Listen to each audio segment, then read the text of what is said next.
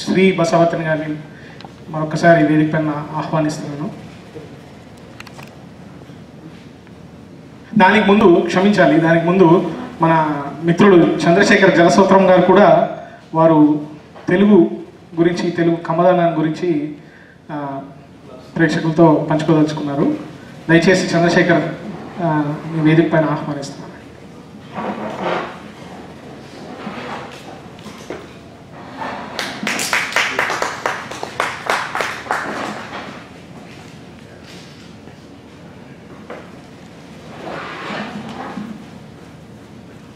మీ అందరికీ నమస్కారం. తెలుగు భాషాభిమానులకు, డాంటెక్స్ పెద్దలకు అందరికీ నమస్కారం.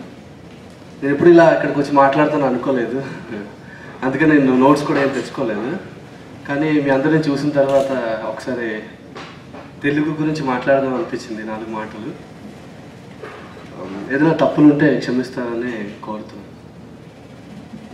కొంచెం కంగారు పడుతుంటే అనిపించినా అది సహజంగా వస్తున్నదే కాబట్టి దీన్ని కూడా క్షమించండి. అది శ్రీకృష్ణదేవరాయల కాలం అండి. శ్రీకృష్ణదేవరాయల వారు సింహాసనం మీద కూర్చున్నారు. అక్కడ సామంతరాజులు, వివిధ దేశాల నుంచి వచ్చేసిన రాజులు, అష్టదిగ్గజాలు, కవులు అందరూ కూర్చున్నారు. కూర్చుంటే ఆ పక్క దేశం నుంచి వచ్చిన ఒక అతను అడిగారు కృష్ణదేవరాయలని, మహారాజా మీకు ఎన్నో భాషలు వచ్చు కదా, అనర్గళంగా ఎన్నో మాట్లాడతారు, ఎన్నో భాషలు రాయగలుగుతారు, మరి ఈ సభా కార్యక్రమాలన్నీ తెలుగులోనే ఎందుకు నడిపిస్తున్నారు? మీరు కూడా స్వయంగా కవి అయ్యి ఆముక్త మాల్యద లాంటి గ్రంథాన్ని రాస్తున్నారు, ఒక గ్రంథాన్ని రాస్తున్నారు. అలాగే అష్టదిగ్గజాలు కూడా వాళ్ళ చేతనైన రచనలు వాళ్ళు చేస్తున్నారు. ఇంత గొప్పగా విజయనగర సామ్రాజ్యం కళకళలాడుతుంది, ఎందుకు తెలుగులోని ఇవన్నీ నడిపిస్తున్నారు?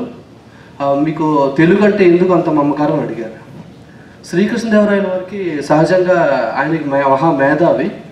ఆయన ఏంటంటే ఎటువంటి యుద్ధంలోనూ ఓడిపోని చక్రవర్తి అండి. ఆయన పెద్ద పెద్ద యుద్ధాలు చేసి కూడా ఎక్కడ ఓడిపోని చక్రవర్తిలో శ్రీకృష్ణదేవరాయలు మన దక్షిణాదిన ఉన్న గొప్ప చక్రవర్తి. అటువంటి చక్రవర్తే అశోక చక్రవర్తి ఉన్నారు మన భారతదేశంలో. అలాగే సముద్రగుప్తుడు కూడా ఎటువంటి యుద్ధంలోనూ ఓడిపోని మహాచక్రవర్తులు.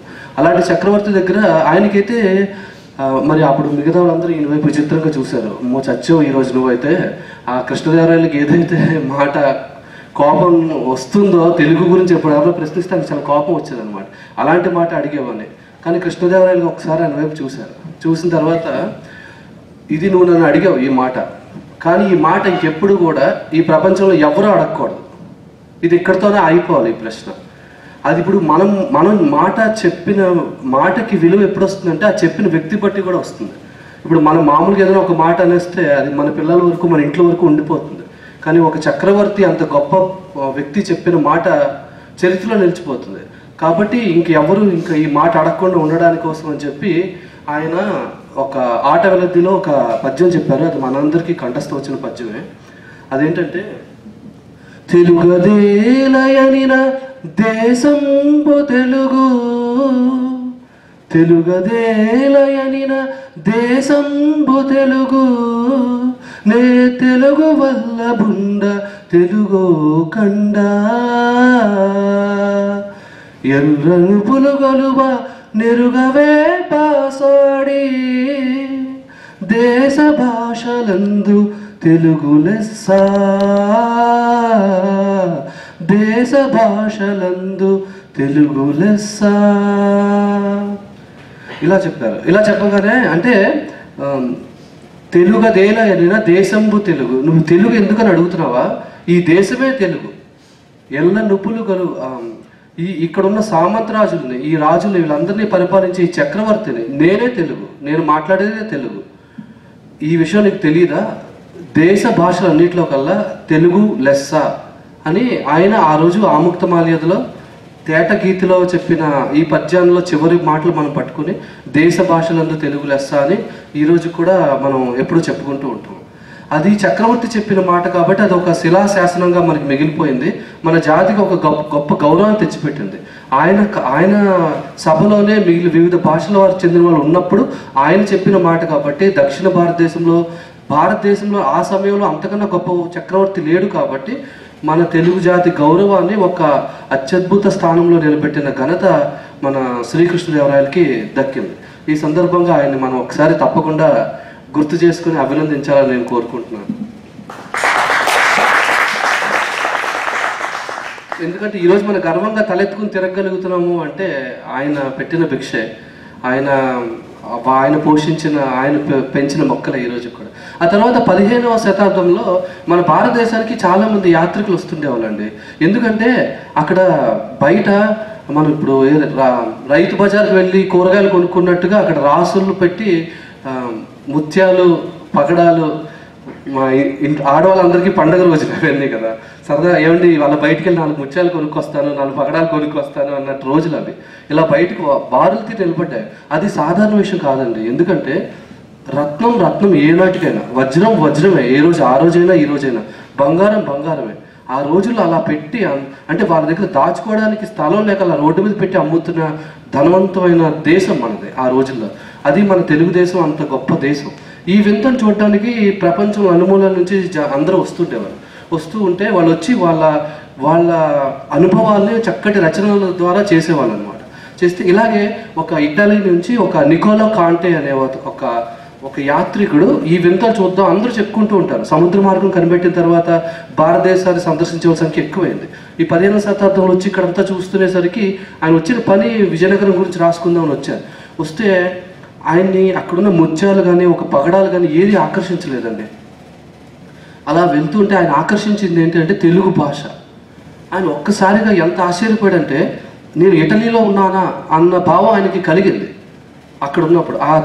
ఎందుకంటే మన ప్రపంచంలోని 2 భాషలు, ఒకటి ఇటాలియన్ భాష, రెండోది తెలుగు భాష మాత్రమే ప్రతి పదము కూడా అచ్చులతో పూర్తవుతుంది.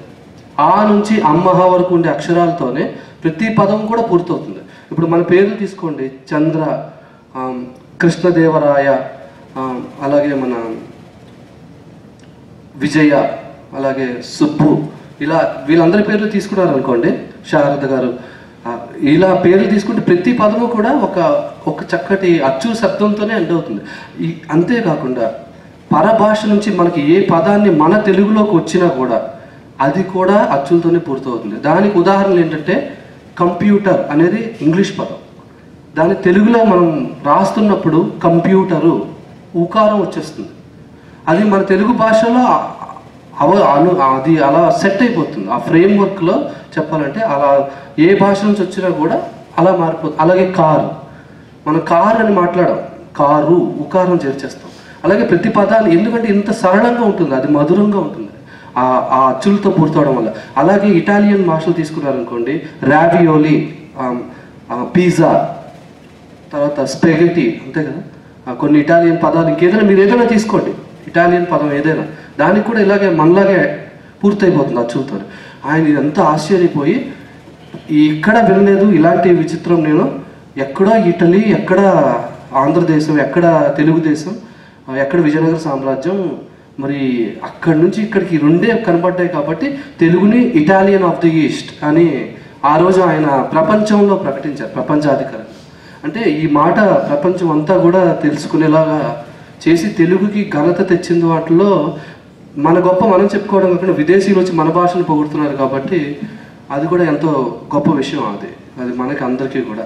అందుకని మనం ఎంతో సరళంగా మనం మాట్లాడితే సంగీతం ధ్వనించినట్టుగా ఉంటుందంటారు. ఎందుకంటే మీరు తెలుగు భాషని ఒక హల్లులు ఉంటాయి కదా, కాక గగ్గ న్యా, ఇవి చూసారనుకోండి, అవి ఊరికనే అలా రాసేయలేదండి. అంటే ఇప్పుడు కక్క గగ్గ న్యా ఉందనుకోండి, అది ఎక్కడి నుంచి వస్తుందంటే కంఠం నుంచి, ఇక్కడి నుంచి వస్తుంది ఆ శబ్దం. మీరు కావాలంటే పరీక్షించుకోండి, కక్క గగ్గ న్యా ఇక్కడి నుంచి వస్తుంది. తర్వాత చచ్చా జజ్జా ఇని చా ఇక్కడి నుంచి వస్తుంది. తర్వాత తద్ధా దధా నా, అది ఒక నాలుకతో చేస్తున్న శబ్దం వస్తుంది ఇక్కడి నుంచి. అలాగే పెదవులతో పలికేవి పప్ప పప్ప మా, అవి పెదవులతో పలుకుతాయి. అలా ఒక ప్రతిదా ఠా డా ఠా నా, అది కూడా నాలుకని కిందకి నొక్కడం వల్ల వస్తుంది. అంటే ఒక అక్షరం పక్కన ఇంకొక అక్షరం పెట్టారు అంటే దానికి ఎంతో ఆలోచించి, ఎంత శ్రమతో, ఎంత మన వాళ్ళు ఎంత తెలివితేటలతో ఆ వర్ణమాలను పెట్టారు అంటే దానివల్లనే ఆ మాట్లాడుతున్నప్పుడు కూడా మనకి చక్కగా ఒక సంగీతం వినపడుతున్నట్టు వినపడుతుంది. ఎందుకంటే ఆ అమరిక వల్ల ఇక్కడి నుంచి మొదలై ఇలా పెదవులతో, ఇప్పుడు అచ్చులు తీసుకున్నారనుకోండి, ఆ నుంచి అమ్మ, ఎక్కడ కూడా మీరు పెదవి ముయ్యరు, ఒక్క అమ్మ అనే దగ్గర తప్ప. ఆ ఈ ఉ ఏ రు ఇవి ఉన్నాయి కదా, ఇక్కడ అమ్మ అనే దగ్గరే మనం పెదవి మూస్తాం అన్నమాట. అంటే నా అభిప్రాయం ఏంటంటే మనకి కళ్ళు మూసుకుని, చేతులు మూసుకుని, పెదవులు కూడా మూసుకుని అమ్ అన్న శబ్దంలోంచి అమ్మ అనే మాట పుట్టిందేమో అనిపిస్తుంది. అమ్మ అనే అంత గొప్ప పవిత్రమైన మాటతో అన్నీ కూడా మళ్ళీ నోరు తెరిచి అమ్మ అంటే బాగోదనేమో తెలియదు, కానీ ఆ పెదవులు కూడా మూసిన ఒకే ఒక అక్షరం అమ్మతో కలిపి అమ్మ అని ఆ గౌరవం అక్కడ అమ్మకి ఇచ్చారేమో అని నాకు అనిపిస్తుంది. ఇంకా ఇంకొకటి చెప్పుకోవాలంటే తెలుగులో చాలా విచిత్రాలు చేయొచ్చండి మన భాషతో. ఇంకే భాషతోనూ ఇలా కుదరదు. ఒక్క తెలుగుతోనే ఒకే ఒక అక్షరంతో ఒక పెద్ద వాక్యం చెప్పచ్చు. మీరు అందరూ చిన్నప్పుడు వినే ఉంటారు. మీకు ఏమైనా గుర్తుందా? ఒకే ఒక అక్షరం వాడి ఒక వాక్యం చెప్పడం మీకు గుర్తుండే ఉంటుంది తెలుగులో. చిన్నప్పుడు ఆడుకునే ఉంటారు కదా. మన రెడ్డి గారు కరెక్టేనండి. అది నా నూనె నీ నూనె, నీ నూనె నా నూనె, నానిని నేను అన్నానా, అంతే కదా. అలాంటిది. అలాగే చూసారా చక్కగా చెప్పారు. కాకీక కాకి కాక కేకిక కుక్కక కేకిక నెమలిక.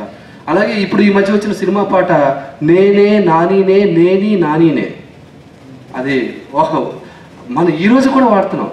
అంత ఇంకెక్కడ చెప్పలేమండి. ఏ భాషలో తీసుకోండి, ఒక అక్షరం ఒకే ఒక అక్షరం ఇచ్చి దాన్ని ఏదో ఒకటి చేసుకో, ఒక వాక్యం చెప్పు అంటే చెప్పే సమస్య లేదు ఎక్కడ కూడా.